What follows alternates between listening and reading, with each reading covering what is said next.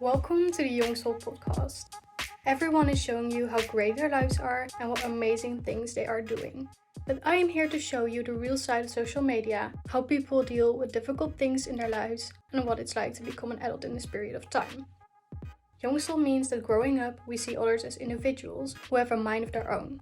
As young individuals, we are developing our own perspective on the world, and we are aware that others aren't who we are and that we are not other people. We all tend to feel like we need to compete with others, but we don't. In this podcast, I talk about that and so much more.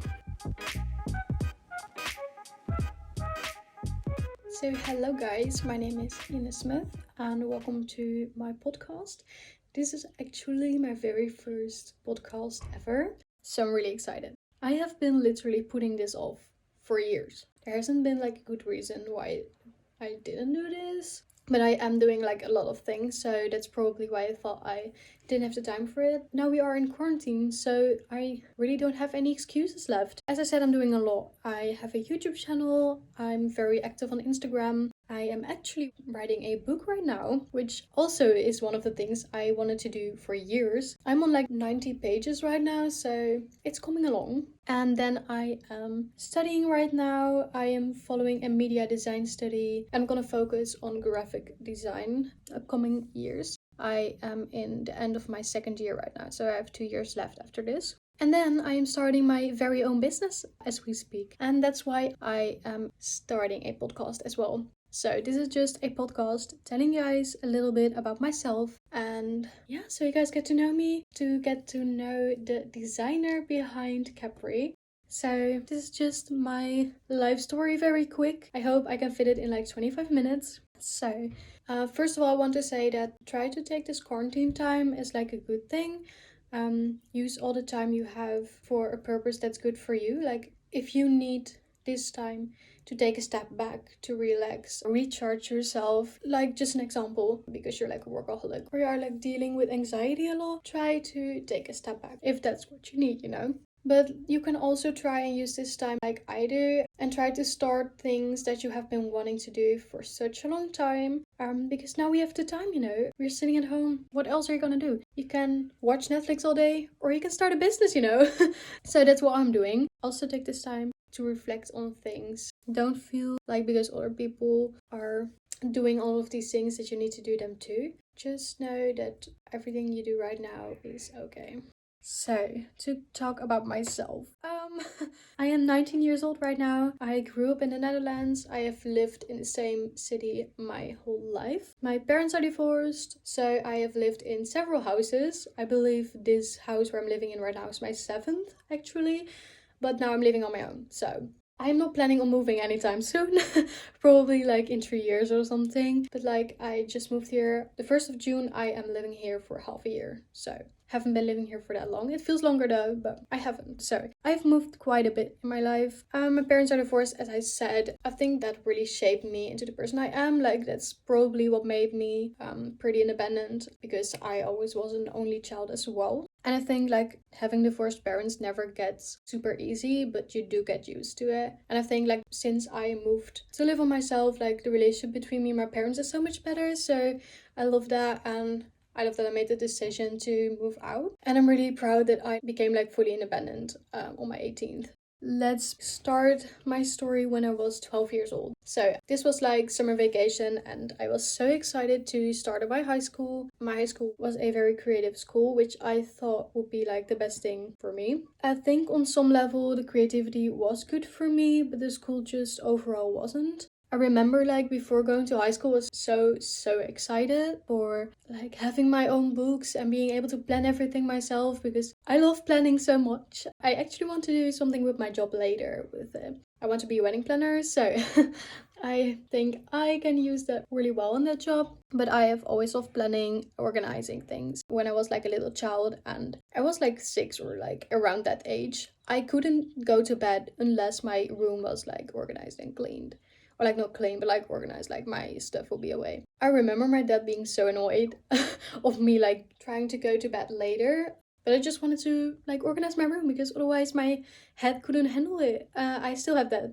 If my room is a mess, I don't feel calm. I need my space around me to be cleaned, to be organized, so my head will find peace, you know? I have had it from a really young age, and in my friend group, I'm like the organized one, you know? So yeah, I went to that creative school, but that made my days really long. Like I started at 8:30 and then my days ended 10 past 5. So I had like really long days, and then I had like a lot of homework.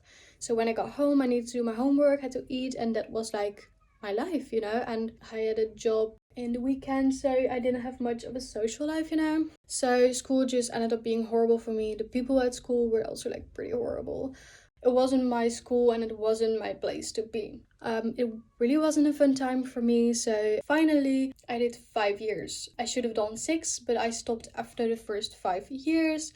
And literally, if you would have told me in the first class that I was going to be a dropout, I would literally look at you and laugh in your face, because I am one of the most determined people. I work hard for my goals. I like to succeed at things. I have had a lot of fear of failures in the past, so I almost had a burnout and really had to quit high school. So I decided around January of my 5th year that I really wanted to quit.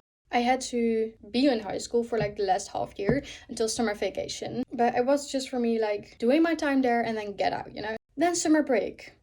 It was literally the best summer break I have had in my life. Like for real, I went to London for the first time with my dad. It was amazing. I enjoyed my time there, and that made me decide at some point in my life I want to live there. It's gonna happen. The city attracts me so much. I don't know if it is that it's because I'm partly English. That's like my only explanation I have. Except for like the city is amazing and stuff. So, summer break was amazing, and I reconnected with people, connected with new people, which was just amazing. And I felt like this was really what I needed, and that I had to quit high school before I could feel myself again. Then, after summer break, I was accepted on the study I wanted to do. In the beginning, I met my best friend now. So we are still like very close friends. I already felt like at home at the school, and it has brought me so much good things. We aren't like doing too much at my study, but I do have like a good group of friends right now. This time is for me like reliving high school, but like the way high school should have been for me. We are just sitting around in class, laughing all day and having fun time and just spending time with my friends, you know. Now I see my friends at school. I come home, I don't have homework because I can do all of my things at my study. Sometimes I work like one day in a weekend. I go on Saturday, most of the time on a Saturday, go to like a cafe or something. I go to Lucifer all the time. It's a cafe here in my town. It is amazing. They have amazing coffee. It's not that expensive. And there is like a table where a lot of people are working. So it's really motivating me to work as well, you know. So sometimes when I have like more homework, I go from 12 until like 5 or like 5:30, and then I will leave to go home, you know. I do this like once or twice a month. So I come home after school and I have time for like other friends from my city here, and I have time to do like other creative things. So right now quarantine has happened.